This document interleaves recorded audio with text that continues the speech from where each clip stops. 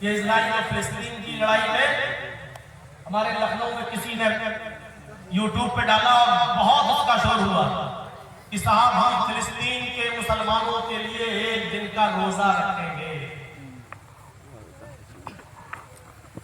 اور اتر پردیش کے اندر لوگ بہ گئے جذبہ اور وہ سمجھنے لگے کہ ہم ہندوستان میں بیٹھ کر روزے کی حالت میں فلسطین کے مسلمانوں کے لیے دعا کریں تو اللہ زیادہ قبول کرے گا۔ آپ کی نیت بہت اچھی ہے، آپ کی نیت پر مجھے شک و شبہ نہیں ہے، لیکن آپ نے دعا کے لیے جو طریقہ اختیار کیا ہے وہ طریقہ جناب محمد رسول اللہ کا نہیں تھا۔ آپ نے کبھی کسی قوم کے لیے دعا اگر کرنا چاہیے تو اس کے لیے آپ نے کوئی روزہ نہیں رکھا، اور روزہ رکھ کر آپ نے کسی قوم کے لیے دعا نہیں کرائی ہے۔ اس لیے میرے بھائیوں، دعا کرنے کا حق ہے آپ کا، آپ دعا کیجئے، لیکن اس دعا کے لیے سب کو آپ حکم دیں کہ آپ جمعے کے دن روزہ رکھیں، جبکہ اللہ کا نبی نے نفلی روزہ جمعے کے دن، خاص کر جمعے کے دن کو متعین کر کے رکھنے کو منع فرمایا ہے کہ آپ کوئی بھی نفلی روزہ جمعے کے دن متعین کر کے آپ نہیں رکھ سکتے کہ میں جمعے کے دن کا روزہ رکھوں گا۔ تو میرے پیارے ساتھیوں، اور یہاں کچھ نیم ملا یہ اعلان کرتے ہیں اپنے فیس بک پر اور پورے اتر پردیش میں پھیلاتے ہیں کہ فلاں تاریخ میں جمعے کے دن روزے کی حالت میں اپنی مسجدوں میں جمع ہوئیے اور فلسطین کے مسلمانوں کے لیے دعا کیجیے۔ میرے بھائیوں، دعا کا کہنا تو جائز ہے، کہہ سکتے ہیں آپ، لیکن دعا کے لیے جو طریقہ آپ استعمال کر رہے ہیں کہ سب کو روزہ رکھوایا جائے، یہ طریقہ نبی اکرم کے اصول، ضابطے، آئیڈیل اور ماڈل کے خلاف ہے۔ اسی لیے ہر عبادت میں نبی اکرم کا طریقہ دیکھا جائے گا کہ نبی اکرم کا طریقہ، ہر وہ کام اچھا نہیں ہے جس کو ہم اچھا سمجھتے ہیں، کام وہی اچھا مانا جائے گا جس کا ثبوت جناب محمد رسول اللہ صلی اللہ علیہ وسلم کی شریعت سے ملے گا۔ ہمارے اچھا سمجھنے سے کوئی چیز اچھی نہیں ہو جائے گی، ہمارے اچھا سمجھنے سے کوئی چیز اچھی نہیں ہو جائے گی، اچھی وہی مانی جائے گی جو جناب محمد رسول اللہ صلی اللہ علیہ وسلم نے جس کو اچھا کہا ہے، جس کو کرنے کا حکم دیا ہے۔ اب ہم جس طریقے سے ہم آپ یہاں بیٹھ کر جلسہ سن رہے ہیں، کیا صحابہ کرام اللہ کے نبی کی بات و نصیحت نہیں سنا کرتے تھے؟ سنتے تھے۔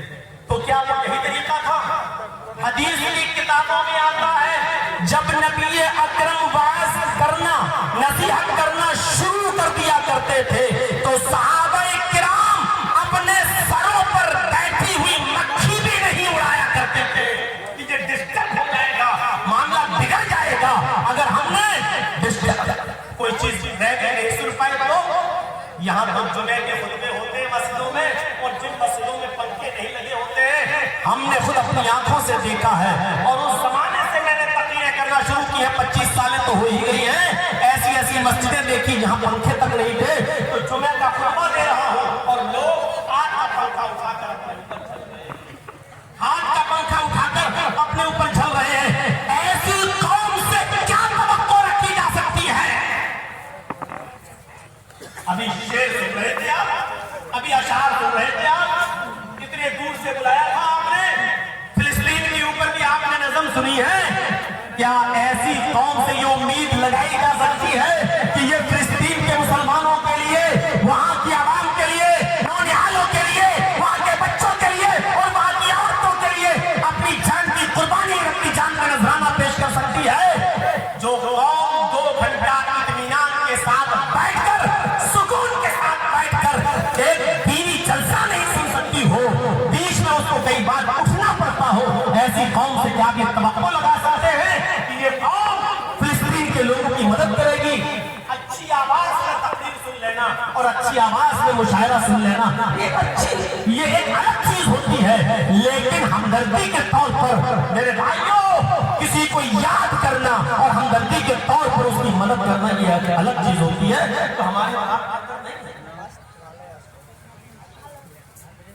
کتنا اور وہ بھی جلسوں میں. اور ہماری تقریر میں جب یہ حال ہو تو بیچارے اور دوسرے ملکوں میں کیسے ہوتا ہوگا؟ تصور کریں. بھیا بیٹھ جاؤ یا اٹھ کے چلے جاؤ. مجھے معلوم ہے کہ کتے کی تم پیڑی رہتی ہے اس کی نہیں ہو سکتی چاہے 100 سال نل کے پائپ میں رکھو. وہ ہم کتنا بھی چیخیں گے وہ آپ وہی کرو گے جو کرتے آ رہے ہو. 25 سال سے نہیں سدھری قوم کو اب کیا سدھرے؟ ٹھیک ہے جانا تو جاؤ. شوگر کے مریض ہوں پیشاب زیادہ لگ رہا تو جائیے. تو میرے بھائیوں سنیے لقد کان لکم فی رسول اللہ اسوۃ حسنہ. ہر چیز میں نبی کا اسوہ دیکھا جائے گا. آپ دعا کے لیے کہہ رہے ہیں ٹھیک لیکن دعا کے لیے اللہ کے نبی نے کبھی روزے کا حکم نہیں دیا کہ روزہ رکھ کر دعا کرو. وہ الگ بات ہے. بہت سی جنگیں رمضان کے مہینے میں ہوئی. صحابہ کرام نے اس لیے روزہ رکھا کیونکہ رمضان کا مہینہ تھا روزہ فرض تھا. وہ فرض روزہ بھی رکھتے تھے اور جہاد بھی کرتے تھے. وہ ایک الگ مسئلہ ہے. لیکن جب رمضان کا مہینہ نہ ہو تو ایسی صورت میں آپ کسی قوم کے لیے دعا کرنا چاہیں تو اس کے لیے اسپیشل روزہ رکھنا یہ جائز نہیں ہے. اس کے جواز کی دلیل آپ کو قرآن و حدیث سے دینا پڑے گی. جو آپ نہیں ہے اچھا کام وہ نہیں ہے تو آپ بتا رہے ہیں. اچھا کام وہ ہے جو جناب محمد رسول اللہ صلی اللہ علیہ وسلم بتائیں اس کو اچھا مانا جائے گا. نماز کا مسئلہ ہو روزے کا مسئلہ ہو کوئی بھی مسئلہ ہو ہر چیز میں ہمیں اللہ اور اس کے رسول کو دیکھنا پڑے گا. ہمیں یہ دیکھنا پڑے گا کہ شریعت کیا کہتی ہے. ہمیں یہ دیکھنا پڑے گا کہ شریعت کیا کہتی ہے. میں نے دیکھیے لوگ کتنا کرتے تھے. بخاری کے اندر ایک واقعہ آیا ہے. حضرت عمر فاروق اور حضرت عمار بن یاسر دونوں ایک سفر میں ہیں. چاچا بیٹھ جاؤ چاچی سو گئی ہوگی کسی کام کی نہیں.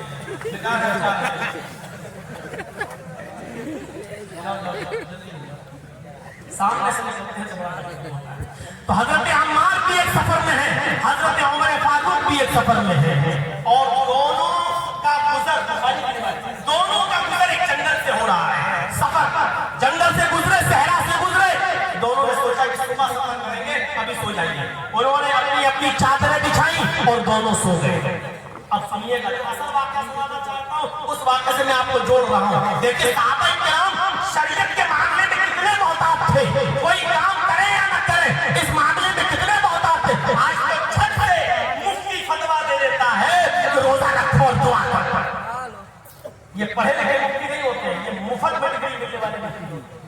جن کو بیٹھے بٹھائے ڈگری مل گئی یہ بیچارے وہ مفتی ہیں جن کو مفت میں ڈگری ملی ہوئی ہے. جن سے دلیل مانگو تو برا کام ارے اچھا ہی کام تو ہے. یہ کام کا اچھا ہی تو ہے برا کام تھوڑی ہے. یہ حضرت عمر فاروق کی سفر میں حضرت عمار کی سفر میں دونوں صحرا سے گزر رہے ہیں. صحرا پہ سو جاتے ہیں. فجر کی نماز پڑھنے کے لیے دونوں اٹھتے ہیں اور دونوں کے پاس پانی نہیں ہے. فجر کی نماز پڑھنے کے لیے دونوں صحابی اٹھتے ہیں اور دونوں کو غسل کی ضرورت پڑ جاتی ہے. سمجھ رہے ہیں آپ؟ اشارہ کافی ہے. دونوں کو غسل کی ضرورت پڑ جاتی ہے یعنی دونوں ہی جنبی ہو جاتے ہیں. انسان ہے فطرت ہے دونوں کو احترام ہو جاتا ہے اور دونوں کو غسل کی ضرورت پڑ جاتی ہے. اب دیکھیں غسل کے لیے پانی نہیں ہے. غسل کے لیے پانی نہیں ہے. حضرت عمار کہتے ہیں اے عمر مجھے غسل کی ضرورت ہے. حضرت عمر کہتے ہیں عمار مجھے بھی غسل کی ضرورت پڑ گئی ہے. پانی دونوں کے پاس نہیں ہے. حضرت عمار کہتے ہیں چنتا نہ کرو اگر پانی نہیں ہے تو ہمارے پاس نبی اکرم صلی اللہ علیہ وسلم کی حدیث ہے. اب سنیے طریقہ دیکھیے. حضرت عمار کہتے ہیں میرے پاس نبی کا طریقہ ہے. اللہ کے نبی صلی اللہ علیہ وسلم نے فرمایا کہ جب پانی نہ ملے تو پاک مٹی سے تیمم کر لیا کرو. حضرت عمر کہتے ہیں اے عمار یہ حدیث تو میں نے بھی سنی نبی کا یہ فرمان میں نے بھی سنا. جب اللہ کے نبی نے یہ بات کہی تھی اس وقت میں بھی اس مجلس میں موجود تھا لیکن بات وضو کی تھی غسل کی نہیں. یعنی اللہ کے نبی یہ فرما رہے تھے جب وضو کے لیے پانی تمہیں نہ ملے جب وضو کے لیے پانی تم نہ پاؤ تو تم پاک مٹی سے تیمم کر لیا کرو. ہمیں غسل کی ضرورت ہے وضو کی نہیں. اگر وضو کے لیے پانی نہ ملے تب اللہ کے نبی نے کہا کہ پاک مٹی سے تیمم کر لو. ہمیں پانی تو ہمارے لیے ہمیں وضو کی ضرورت نہیں ہے ہمیں تو غسل کی ضرورت ہے. تو حضرت عمار کہتے ہیں وضو کے تیمم سے غسل کا تیمم بڑا کر لیجیے. قیاس دیکھیے، عقل دیکھیے. انہوں نے کہا کہ وضو کا تیمم چھوٹا ہوتا ہے، غسل کا تیمم بڑا کر لو. اور غسل کا تیمم کیا ہے؟ اس میں آپ اپنے دونوں ہاتھ پاک مٹی پر ماریں. جب وضو بنانا، وضو کے پانی نہ ملے تو تیمم کیسے ہوگا؟ ایسے دونوں ہاتھ پہ مارے اور دونوں کو پھونک لیجیے. ہو گیا؟ اس کو چہرے پہ پھیر دیجیے. ہو گیا؟ اب دائیں ہاتھ کی پشت کو بائیں ہاتھ کی پشت پر یہاں سے ایسے کر لیجیے اور بائیں ہاتھ کے ہتھیلی کو دائیں ہاتھ کی پشت پر ایسے کر لیجیے. یہ آپ کا تیمم ہو گیا. کہا کہ یہ تیمم ہے وضو کا، ہمیں غسل کی ضرورت ہے. تو حضرت عمار نے کہا ایسا کرتے ہیں وضو کا تیمم ہم بڑا کر لیتے ہیں. تو کہا بڑا تیمم کیا ہے؟ تو حدیث کے الفاظ ہے بخاری کے تمرغت کما تمرغ الداب. حضرت عمار مٹی پر ایسا لوٹے جیسے 4 پیر والا جانور چوپایا لوٹا ہے مٹی پر. ارے پورے جسم پر انہوں نے مٹی مل گئی. حضرت عمر سے کہا یہ غسل کا تیمم ہو گیا، پورے جسم پر میں نے مٹی لگا دی اور انہوں نے نماز پڑھ لی. حضرت عمر نے کہا میں یہ نہیں کروں گا کیونکہ اللہ کے رسول کو میں نے کبھی یہ کرتے ہوئے نہیں دیکھا. دیکھیں حضرت عمار نے بھی اپنی عقل دوڑائی. بات تو صحیح ہے، وضو کا تیمم چھوٹا ہوتا تو غسل کا بڑا، تو انہوں نے اپنی عقل کے حساب سے بڑا کر لیا. لیکن حضرت عمر نے کہا نہیں، ہمیں نبی اکرم سے اس بات کا کوئی ثبوت نہیں ملا کہ غسل کے لیے ہمیں پورے جسم کو زمین پر مٹی پر لوٹانا ہے. اس لیے ہم لوگ پانی کا انتظار کریں گے. پانی صبح تک نہیں ملا، شہر سے باہر نکل گئے، جنگل سے باہر نکلے تو شہر میں پانی مل گیا. اور جب شہر میں پانی ملا تو حضرت عمر جلدی سے غسل کرتے ہیں اور نماز پڑھتے ہیں. ان کی نماز قضا ہو گئی. اب فیصلہ کون کرے گا کہ حضرت عمار نے صحیح کیا یا حضرت عمر نے صحیح کیا؟ اس بات کا فیصلہ کیسے ہوگا؟ حضرت عمار سوچ رہے تھے میں نے بالکل صحیح کیا، حضرت عمر سوچ رہے تھے کہ میں نے بالکل صحیح کیا. جب سفر دونوں کا ختم ہو گیا اور جب یہ بات اللہ کے نبی کے سامنے آئی، دونوں نے اپنا اپنا قصہ اللہ کے نبی کے سامنے رکھا. اب سپریم کورٹ سے فیصلہ سن لیا ہے. اب نہ یہاں مولوی ججز کی چلے گی، نہ مولانا کلام کی چلے گی، نہ ہمارے استاد محترم مولانا مشتاق کریمی صاحب کی چلے گی، نہ توحید صاحب کی چلے گی، کسی کی نہیں. سپریم کورٹ کیا ہے؟ محمد رسول اللہ صلی اللہ علیہ وسلم کی عدالت. اور جب اس عدالت میں فیصلہ گیا، حضرت عمر نے کہا میں نے نماز نہیں پڑھی، پانی مل گیا، غسل کیا، تب جا کے نماز پڑھی. آپ نے کہا عمر تم نے بھی غلط کیا، تمہیں نماز ترک نہیں کرنی چاہیے تھی، نماز اپنے وقت پہ پڑھنا چاہیے تھا. حضرت عمار نے بتایا میں نے پورے جسم کو مٹی سے سان لیا اور پورے جسم پر ہم نے مٹی مل لی، چوپائی کی طرح ہم زمین پر لوٹ گئے. آپ نے کہا عمار تم نے بھی غلط کیا، اے عمار تم نے بھی غلط کیا. سپریم کورٹ کا فیصلہ آ گیا. اب نہ عمر کی چلے گی نہ عمار کی چلے گی، نہ عمر کی چلے گی نہ عمار کی. دونوں نے پوچھا اللہ کے رسول جب دونوں نے غلط کیا تو پھر صحیح کیا ہے؟ آپ نے فرمایا وضو کا اور غسل کا دونوں کا تیمم ایک ہے. یعنی چاہے غسل کی ضرورت ہو یا وضو کی، اگر پانی نہ ملے تو وہی ایک تیمم ہے جو وضو میں بھی کام آتا ہے، غسل میں بھی کام آتا ہے. دونوں ہاتھوں کو زمین پر ماریے، چہرے پہ پڑھیے، دائیں ہاتھ بائیں ہاتھ اور بائیں ہاتھ دائیں ہاتھ پر پھیریے اور نماز پڑھ لیجیے.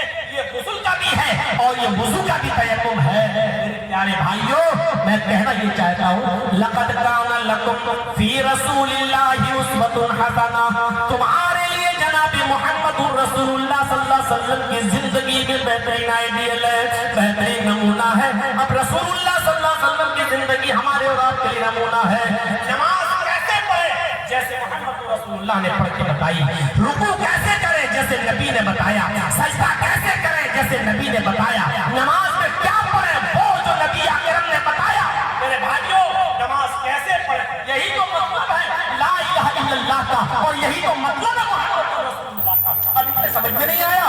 لا الہ الا اللہ کا مطلب اللہ کے علاوہ عبادت کسی کی نہیں. عبادت کس کی ہوگی؟ اللہ کی. اور محمد رسول اللہ کا مطلب، محمد رسول اللہ کا مطلب رسول کون؟ اللہ. محمد رسول کا مطلب جانتے ہو؟ عبادت کس کی ہوگی؟ اللہ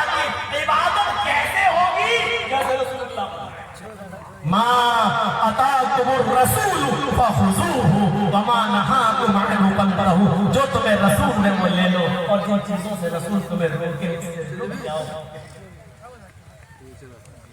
اس لیے ان تمام مفتیان کرام سے گزارش ہے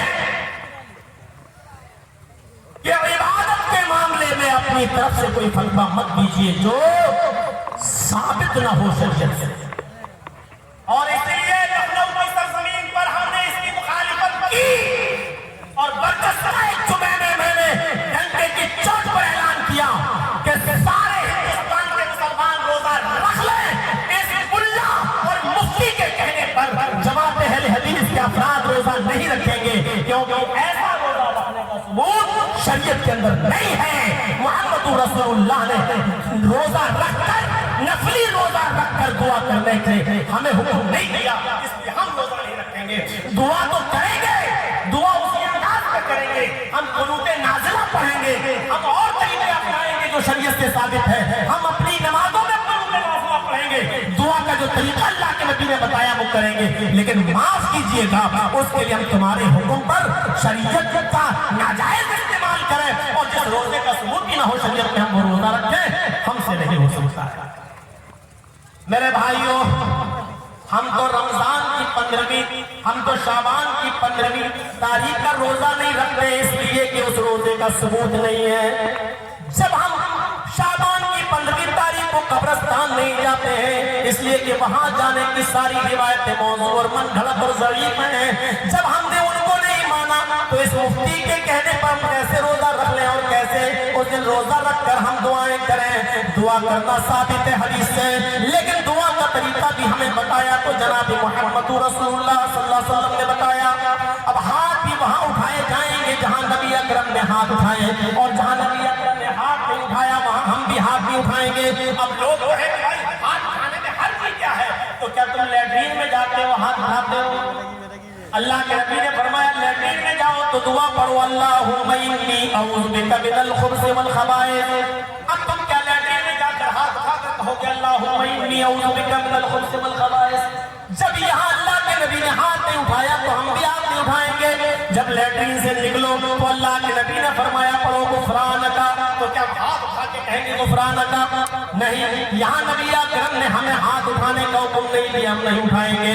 اللہ کے نبی نے کہا کھانا کھانے بیٹھو تو دعا پڑھو بسم اللہ. تو کوئی آدمی ایسا جو کھانا کھائے وہ کہے بسم اللہ اس کے بعد کھانا کھائے, یا بسم اللہ علی برکت اللہ اس کے بعد کھانا کھائے.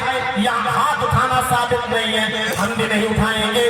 اسی طریقے سے میرے بھائیوں رمضان کا چاند نظر آتا ہے تو بہت سے لوگوں کو مسجدوں میں ہم دیکھتے ہیں رمضان کا چاند دیکھ کر اپنے دونوں ہاتھ اٹھا کر دعا مانگتے ہیں. یہاں پر بھی ہاتھ اٹھانا ثابت نہیں ہے. اسی طریقے سے ہم دیکھتے ہیں کہ بہت سے لوگ اذان دینے کے بعد مؤذن وہی مائک کے سامنے کھڑا ہو جاتا ہے اور دونوں ہاتھ اٹھا کے دعا مانگنے لگتا ہے اللہم رب هذه الدعوة التامة والصلاة القائمة. یہ بھی ثابت نہیں ہے. اللہ کے نبی صلی اللہ علیہ وسلم نے کہیں نہیں فرمایا اذان کے بعد دعا پڑھو تو ہاتھ اٹھا کر دعا پڑھو. اگر یہاں تم کہتے ہیں حرج کیا ہے تو میرا سوال وہی ہے کہ کھانا کھاتے وقت بسم اللہ پڑھتے ہوئے ہاتھ اٹھانے میں حرج کیا ہے؟ لیٹرین میں جاتے وقت اللہم انی اعوذ بک من الخبث پڑھنے میں پھر دونوں ہاتھ اٹھانے میں حرج کیا ہے؟ اگر یہاں حرج نہیں ہے تو وہاں حرج کیوں ہے؟ میرے بھائیوں یہ کیا بات تمہارے مطلب کی ہے تو ہاں ہاتھ اٹھائیں گے, اور تمہارے مطلب کی نہیں ہے تو وہاں ہاتھ نہیں اٹھائیں گے. اب کتنا بڑا بیوقوف آدمی ہوگا وہ جو اپنی بیوی سے ہم مستری کرنے کے لیے جائے اور وہاں ہاتھ اٹھا کر دعا پڑھے اللہم جنبنا الشیطان وجنب الشیطان ما رزقتنا, اور پھر اپنی بیوی کے ساتھ ہم مستری کریں. یہ دعا بتائی ہے اللہ کے رسول نے اپنی بیوی کے قریب جانے کی کہ جب بیوی کے قریب جاؤ تو یہ دعا پڑھو. تو کیا وہاں ہاتھ اٹھا کر دعا مانگو گے؟ نہیں, اس لیے کہ اللہ کے نبی نے ہاتھ اٹھانے کا ثبوت نبی اکرم سے نہیں ہے تو ہمیں بھی نہیں اٹھانا ہے. جہاں ہاتھ اٹھایا ہے وہاں ہم ہاتھ اٹھائیں گے جیسے قنوت نازلہ وغیرہ میں. جب کسی قوم کو بددعا دینی ہوئی تو آپ نے ہاتھ اٹھایا, ہم بھی اٹھائیں گے. اور جہاں ہاتھ اٹھانے کا حکم نہیں ہے وہاں ہم بھی نہیں اٹھائیں گے. آج بہت سی مسجدوں کے امام بیچارے معروف ہو جاتے ہیں کہ ہم تو مسجد میں 5 نمازوں کے بعد ہاتھ اٹھا کر دعا مانگیں گے, اور اگر نہیں مانگیں گے تو یہ گاؤں کا مکھیا ہم کو نکال دے گا, یہی بیچارہ تنخواہ دیتا ہے. اور بہت سی مسجدوں کے امام بیچارے مجبوری میں 5 نماز پڑھانے کے بعد ہاتھ اٹھا کر دعا مانگتے ہیں صرف اس لیے کہ ہمارے گاؤں کا مکھیا یا اس مسجد کا سیکریٹری دعا کا مذاق لا کے رکھ دیا ہے ہم نے اور آپ نے. لقد كان لكم في رسول الله اسوة حسنة. رسول اللہ کی پوری زندگی ہمارے لیے آئیڈیل اور ماڈل. نماز